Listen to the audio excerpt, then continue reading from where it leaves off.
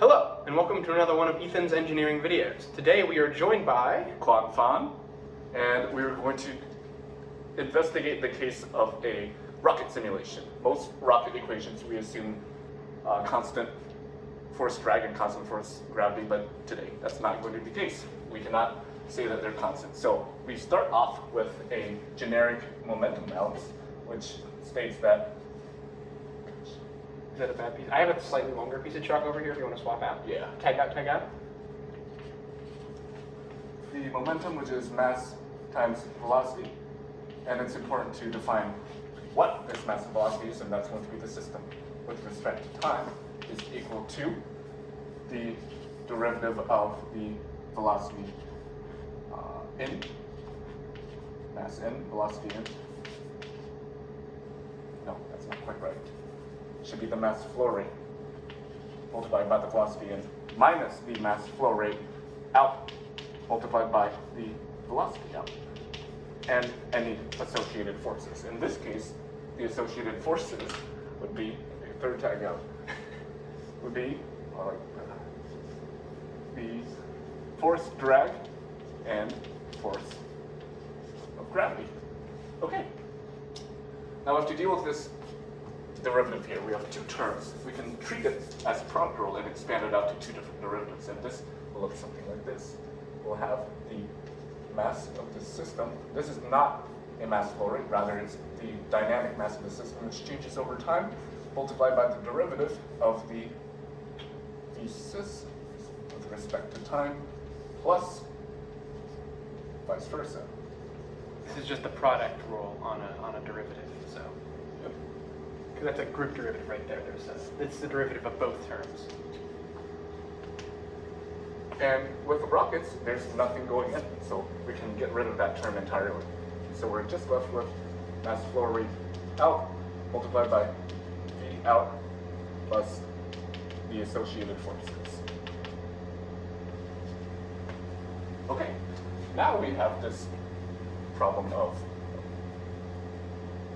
derivative emphasis and with respect to time. We can instead represent this as a mass flow rate. It's no different from the derivative of the mass with respect to time. It's no different from the negative of the mass flow rate out, because that's the only mass flow rate, and multiplied by this V sys. Right, since the only thing leaving the rocket, the only change in the mass of the rocket itself would be the exhaust leaving, we know that the velocity of the exhaust leaving is the exact same thing as the change of the mass of the rocket, or the mass flow rate out, not the velocity. Okay. Is this the? Is this the? Yeah, more or less. Okay, wonderful. Tag out? Tag out. All right, so to continue from here, obviously we see that we still have two terms on this side and our singular term as well as our forces on the other side. So what we're going to do is we're actually going to notice that this one is slightly longer. All right, we'll swap that. What we notice is that we can actually move one of these terms on over.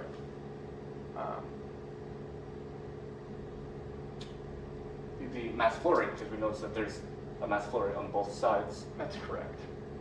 But Yeah. we have to expand something else, this idea of the velocity out. Right, yeah. So the velocity out can actually be represented as a combination of the system and the exhaust, right? Because right now we're talking about a velocity out, which is relative to the rocket itself.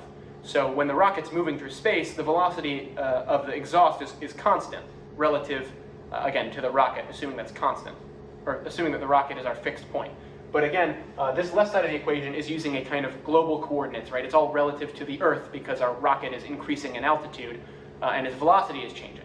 So in order to actually talk about velocity out, we have to expand that into the difference between the velocity of the rocket itself, the velocity of our system, which again you'll find on the left side of this equation, and the velocity of the exhaust actual, what it actually is showing. So we're going to do that here. We're going to have negative mass out.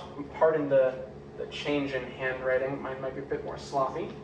And on this side, it would be velocity out is the same thing as the velocity of the rocket itself minus the velocity of the rocket exhaust itself. So we're going to do V sys, because that's the term we've been using so far, minus V exhaust, and then plus FD plus FG. And then on this side, we're going to rewrite everything over here. We're going to have M sys. Yeah, this chalk totally does suck. D I'm not even used to writing on velocity chalk, sys over dt plus, I could just make this minus in that case. so Minus we'll try out the algebra. M sys times V sys. And those two are equal. I kind of hate the slant, but it is what it is. Hop to this side. So now looking at this, you'll notice that if we were to distribute this minus m out across these two right here, we'd end up with a negative v sys multiplied by m out, and we'd end up with a positive mass out times the velocity of our exhaust. And you'll notice that this negative v sys m sys and this negative v sys, was that m out and I just misread it? There's a mismatch. I was like, oh, those don't match. And I was like, because they're supposed to match, because they obviously cancel. Don't forget the flow rates.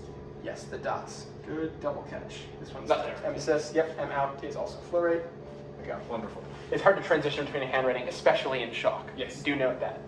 Handwriting in chalk is even worse than regular handwriting on paper.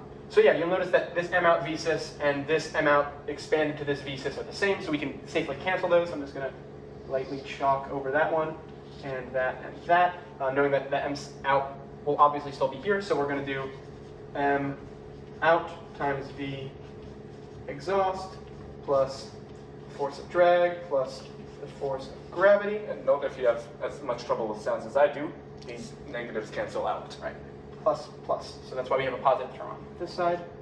And over here, all we're left with is M sys multiplied by the change in the velocity of the system over time. So all we're going to do now is just some really simple algebra. We're going to divide this M sys over so that we leaves the derivative of velocity of the rocket over time on its side. So we can do that really quickly. Right here, d, I'll write it larger so you can actually read it. dv sys over dt is equal to a fraction m out, which is again a mass flow rate, multiplied by the velocity of the exhaust, which we're assuming is some kind of controlled factor. We design our rocket engine to have a certain velocity exhaust after it completes combustion, plus f of d. Now, of course, we know that the force of drag and the force of gravity are both negative. The force of drag will subtract momentum in the same direction as the velocity of our system relative to Earth. And then the force of gravity we also know is negative, and that will be acting relative to directly down, which again is something we'll cover when we get into Python. So don't worry about those being positive because they do retract from the momentum, but we'll get there when we get there. And finally on the bottom, we have M sys, where we have the mass of our system, which is going to be the mass of our rocket, minus the mass of any exhaust that has left the system during the course of our launch. So this is actually going to be a function right here, which is going to be the M of our rocket minus the mass of any exhaust lost, which obviously that amount is going to increase. So how do we account for that? Well, we can account for the amount of exhaust that has left the system overall by multiplying the mass of our flow rate out, M out, multiplied by time t. So that's why we have a differential equation that includes time here, as well as the force of gravity eventually when we get to the more complicated version will vary as we increase in altitude, which obviously altitude will increase over time, and the force of drag, which will increase with velocity, which again will increase over time.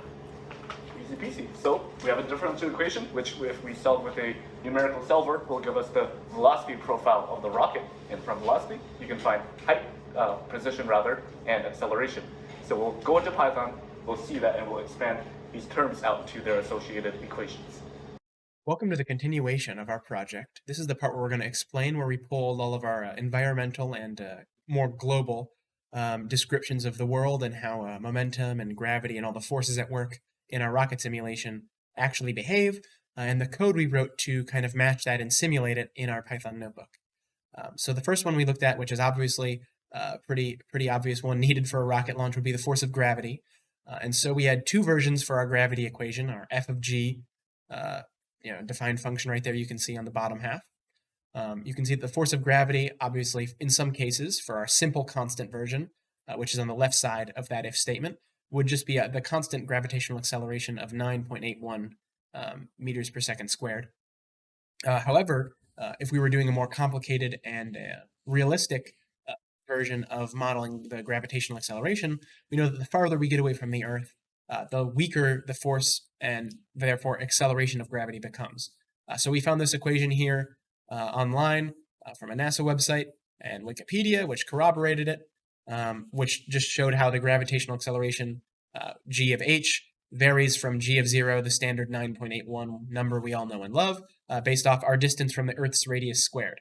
And so that code right there is on the right side of our if statement, which shows 9.81 multiplied by that exact fraction as described, and then returning the force of gravity, which would just be the mass of our rocket at a certain time t multiplied by that gravitational acceleration.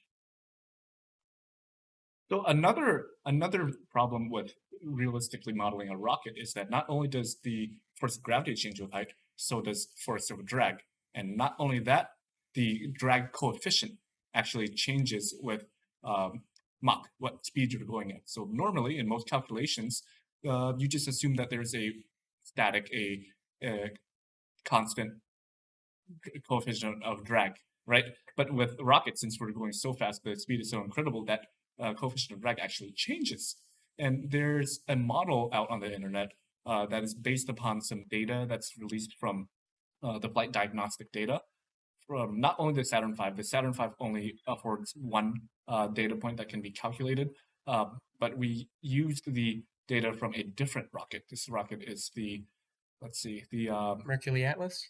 Mercury Atlas 6 mission, yes. And the shape of it is important. It's somewhat similar to the Saturn V with conical interstage and aft engine fairings. So what we did was from that graph on the right-hand side, we handpicked points to put into a CSV, essentially, and we used a rather nifty function called SciPy interpolate 1D, interpolation of one dimension.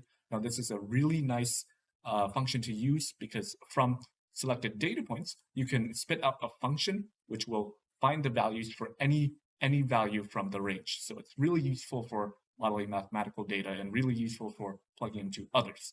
So we looked at that graph. We picked around, I believe, 21 points along that graph that had a certain Mach number and their associated drag coefficient, spit those into arrays, slap them into the interpolation function from SciPy, and out it spit a model that should tell us for any Mach number in between the lower and upper bounds we gave it of the selected data points. It should be able to tell us an estimated drag coefficient at that Mach speed. Yep. And like many things in real life simulations, the actual speed of sound actually changes given some parameters. And what we found on the internet was an equation that calculates the speed of sound based upon the temperature. Okay, so based on the temperature, using this equation, we could find Mach, the speed of sound. And then we put that into the function we had interpolated earlier, that coefficient of drag, and put it into that function to return a coefficient of drag value. If you also notice, we use the copy sign function because eventually it's possible that our Mach would be negative if we were slowing down, or if we were, what's the word I'm looking for? Decelerating relative to our initial direction. So we made sure to have a Mach number that if it becomes negative, we're using the absolute value of that, and then changing the direction of the coefficient of drag after the fact using that MP copy sign function right there. You can see in the return line. So if you were wondering how we got the temperature that we used in that previous Mach speed of sound calculation, we actually got it here. So NASA has released, I think it was about 10, 15 years ago, a full model of the Earth's atmosphere from low to high altitudes and how pressure and temperature vary across altitudes. And you can see that there on the left is from the Glenn Research Center, and it shows that at different altitudes we have three different functions to calculate pressure and temperature. So, for example, if you notice in the lower stratosphere in the middle between, I think it's 11,000 and 25,000 meters, because this is using metric units, thank the Lord, temperature is constant. So the temperature is always negative 56.46 degrees Celsius, which is interesting for sure. And so we have a couple if statements right here in our program, which will tell us the pressure and temperature based on the height, altitude, which we derive from our rocket H function, which we'll cover more when we actually look at the detailed inner workings of our Python function. And once we have our temperature and pressure, we can also calculate the air density at that altitude, because that also varies with temperature and pressure. And with all of that in mind, this can all be plugged into the drag equation, right? So we have coefficient of drag, which varies with time. We also have the density of the air, which varies with time. And other things like velocity obviously changes with time, and area stays the same. So we have 3 parameters that change with time, which makes the drag coefficient rather complicated to calculate by hand. But thankfully, we're doing it in Python, and it becomes rather simple to model. Just a bunch of interlinked equations, and eventually spitting out some Newton value, force of drag, that we can put into our right-hand side of our differential equation, which we'll eventually numerically solve. Right. So now that we've kind of covered most of the basics for how we're going from our Blackboard derivation and converting those basic components that we solved for in that final, algebraic solution into code chunks, now we can dive directly into Python, kind of go through all the code in depth, including everything about graphing, everything about the multiple different versions of our simulation we got to work.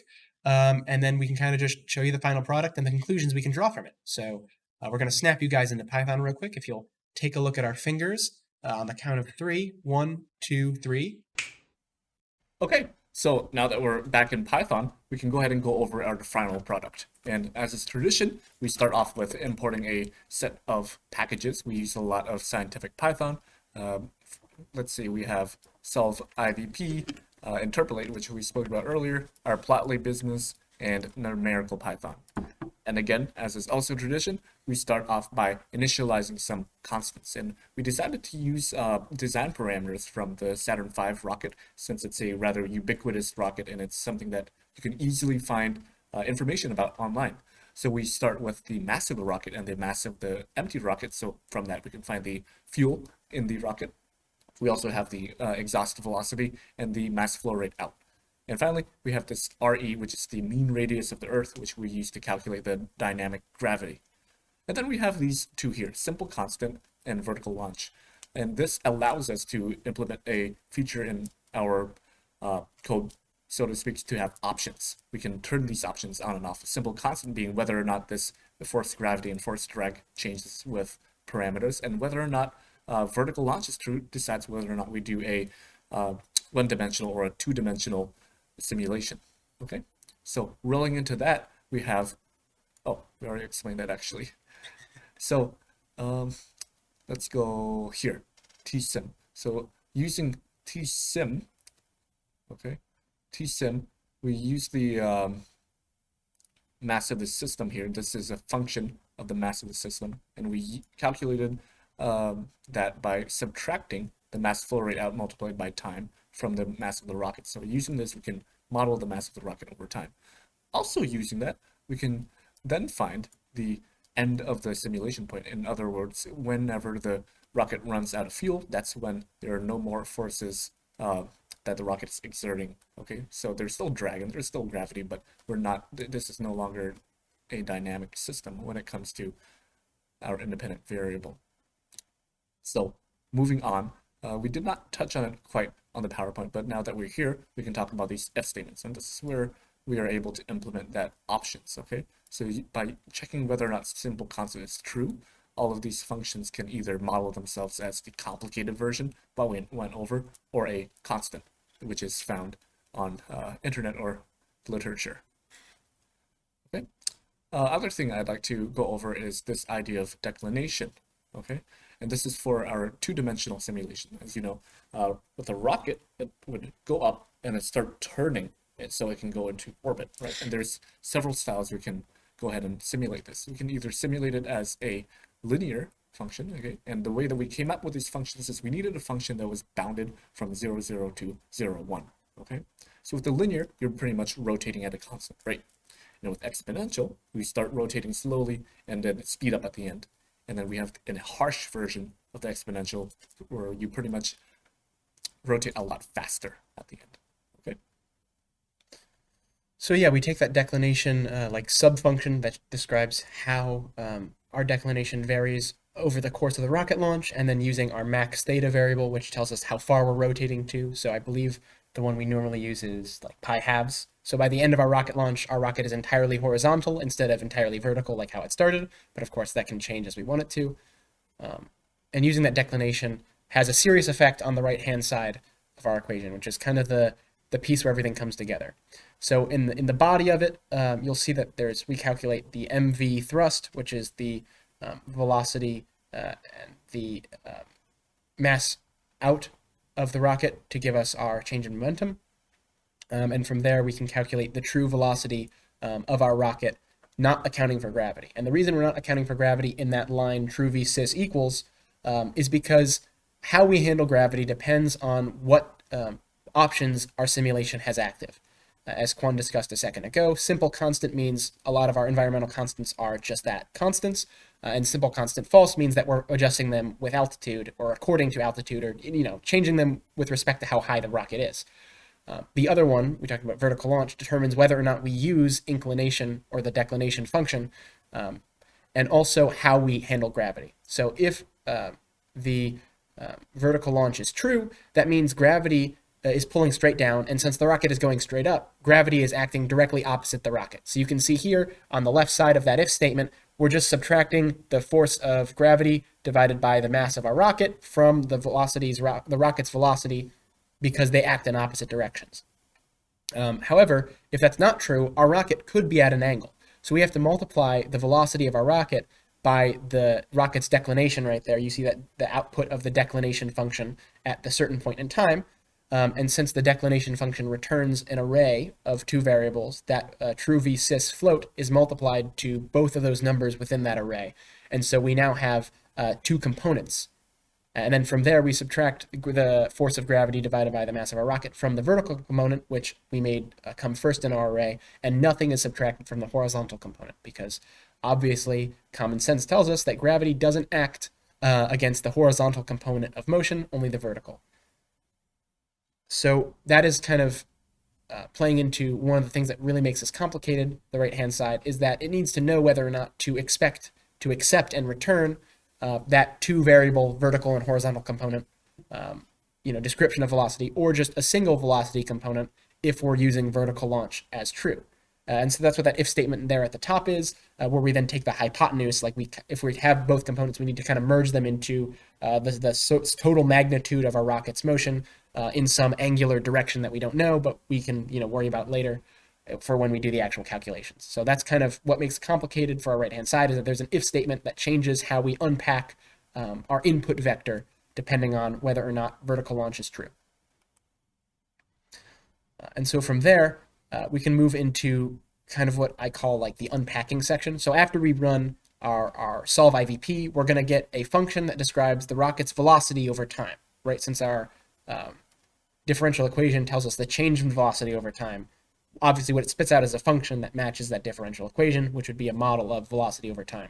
So this thing is really big, really messy. If you're really interested in how all of it works, you can pause and take a look. I'm going to try to skim over most of it because it's just a lot of like trial and error to make sure everything's looking right. But essentially it takes that rocket velocity, plugs in our t-plot to get a set of data points. For there, it takes the derivative of those data points to get an acceleration, runs that through an interpolation function to make sure everything looks nice and smooth. And then it does the opposite, where it takes the actual function, runs the SciPy integration of that function with respect to time to get a component of distance. And then from there, it calculates a couple of statistics like the maximum height, velocity, and acceleration.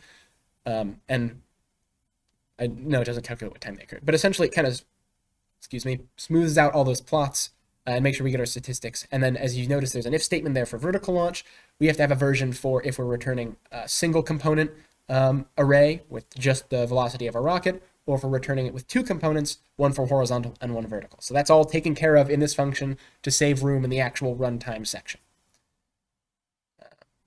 So then this, after we've kind of done all those calculations, we can take all of the numbers and functions that rocket stats spits out, and we can plot them. So this is also really messy. It uses a lot of things called legend groups to make sure that things are a little bit easier to what's the word I'm looking for? Like mess with on the graph. Manipulate. Manipulate. Yeah, that's the word I was looking for. To manipulate. So there's like a sub function defined, which will plot three things at once, depending on whether or not we're talking about a vertical component, a horizontal component, or a just overall magnitude, our total component. So there's a bunch of stuff to calculate how we name them and how the legends show up on the graph and how the colors we use. We use some, if you like pay really close attention, you'll notice we use a modulus in there. So there's a whole bunch of stuff to make sure everything cycles correctly. Uses Plotly expresses color quantitative array, whole bunch of stuff. Bottom line is we put the figure into this function, and after running it a million times, it will have plotted all of our different rocket stat versions onto the figure we put into the function. So that's kind of like the bottom line for what this does. And one more thing to note is important is that this is also a space for us to input custom domains and ranges for the graphs.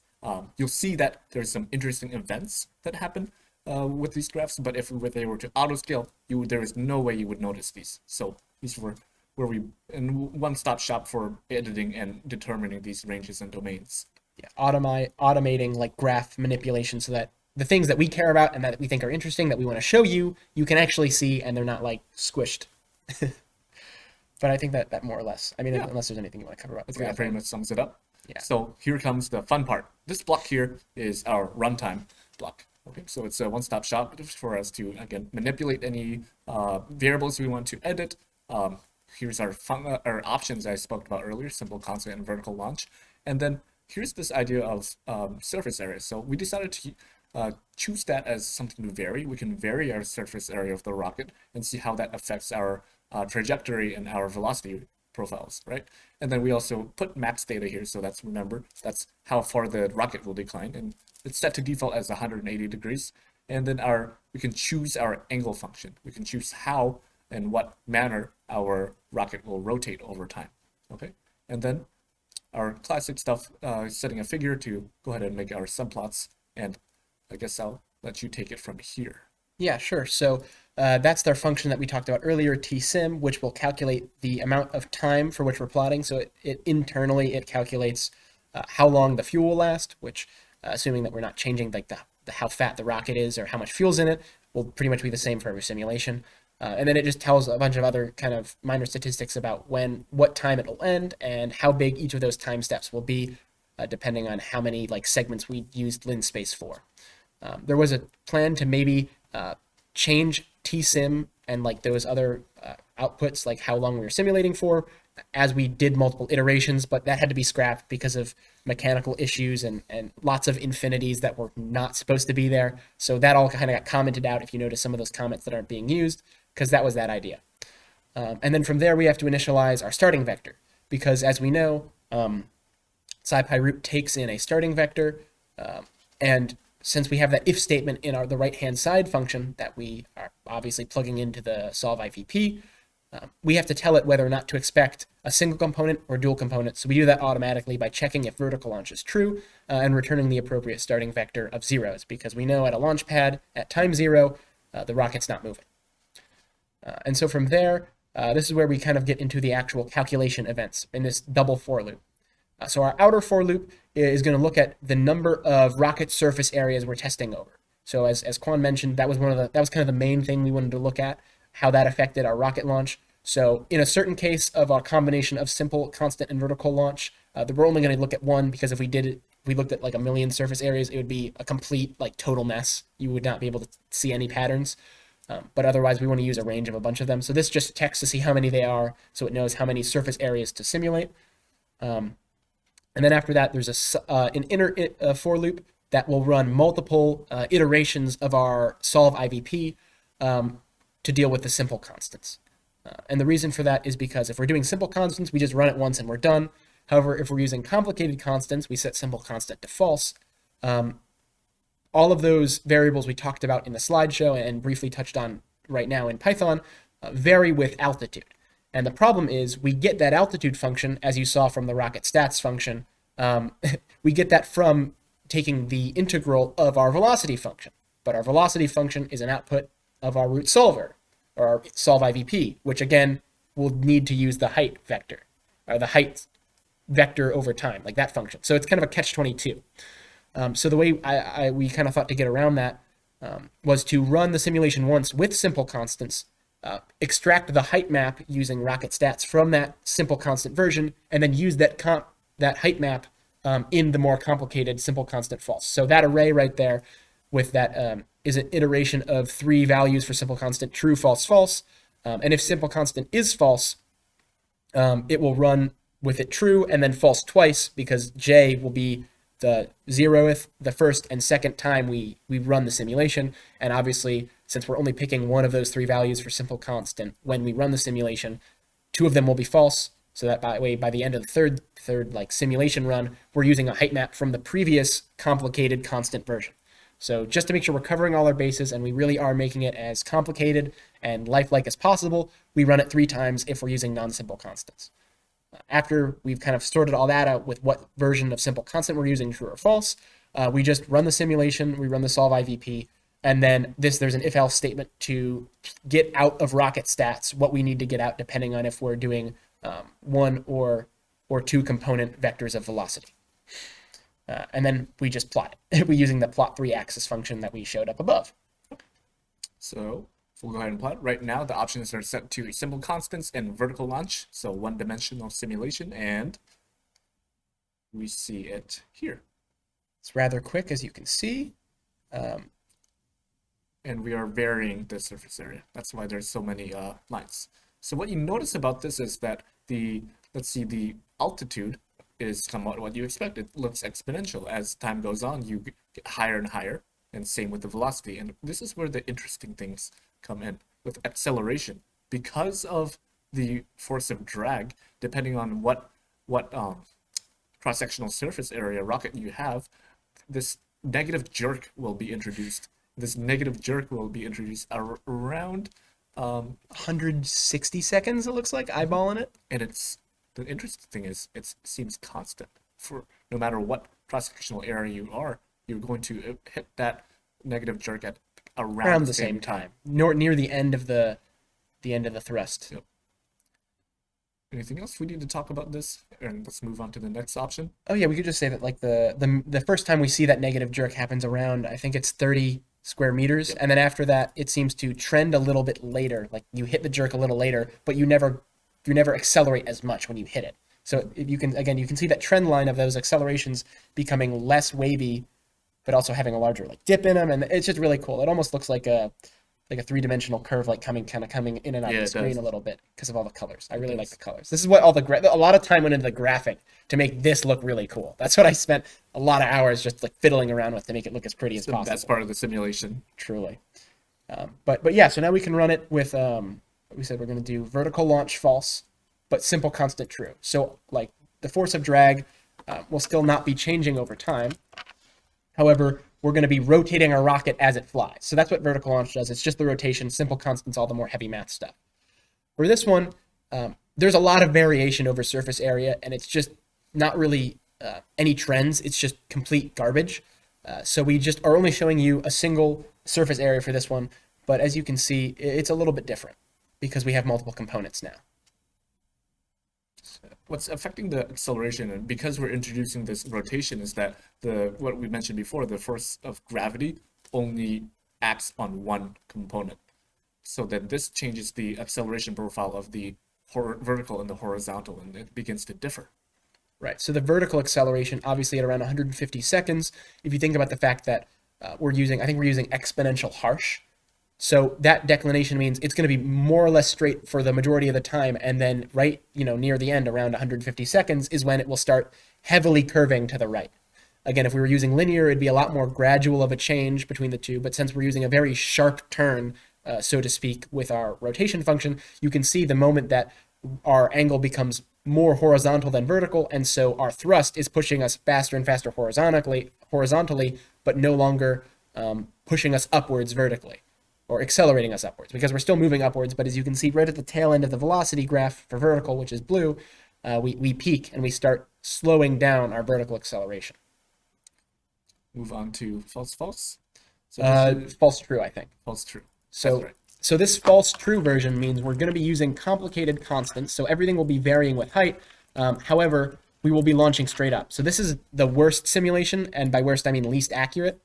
If I had to rank them in order, I'd probably say false, false is the best, followed by probably true, true, honestly. Yeah. And then after that, it'd be the combinations. So these combinations aren't really meant to go together. As you can see, because I'm trying to think what the word is. We're not rotating, right? So all of our thrust is going into verticality.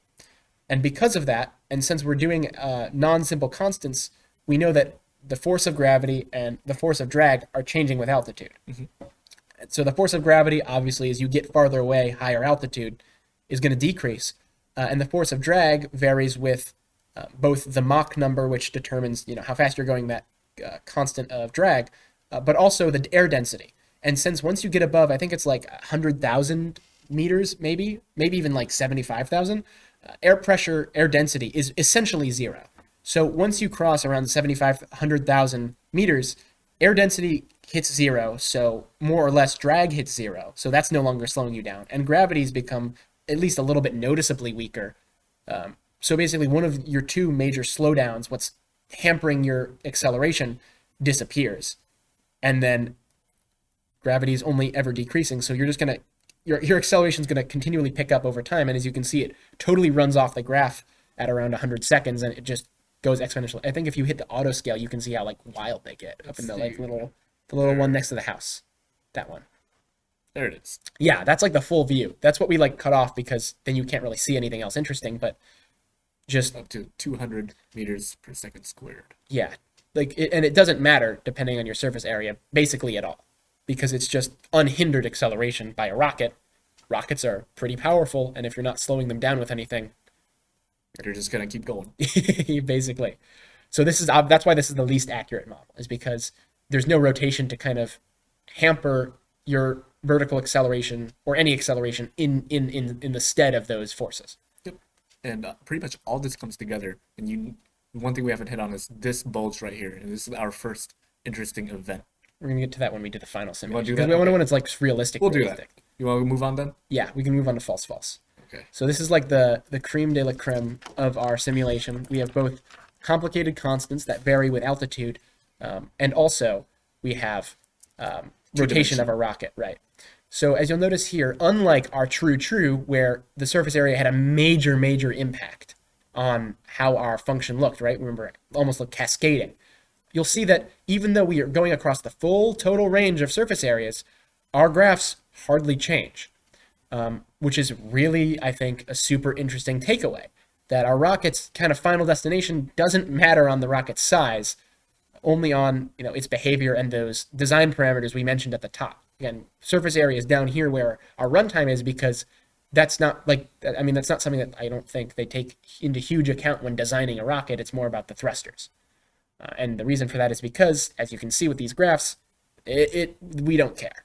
Mm-hmm. You want to talk about the Carbon line and... Yeah, sure, we can. Okay. So here's the best part that I think is about the simulation. And it's this event here that I tried to bring over, but we'll go ahead and do it for the most realistic simulation. And you see, notice this bulge, and this is where our acceleration most diverges. Right, based on our surface area, right there at around 50, looks like a bit past 50, so around 60 seconds is the maximum divergence, where that's the point at which the surface area has the biggest impact on how it's accelerating, and then afterwards it reconverges, which is really strange. You'd expect, kind of like our true graph, once things diverge, they're only going to be more and more affected by their differences in surface area. But we can see very clearly that's not the case, because no matter what their surface area is, they reconverge onto that central path. The reason that is this just happens to be the perfect concoction of air density and velocity to allow for this maximum divergence. And this is a documented phenomenon. It's called max-q. You want to click on it? You want to go to the Wikipedia page? Control click. All right. And this maximum dynamic pressure, in essence, is the point at which there is the maximum resistive forces on the rocket. Okay?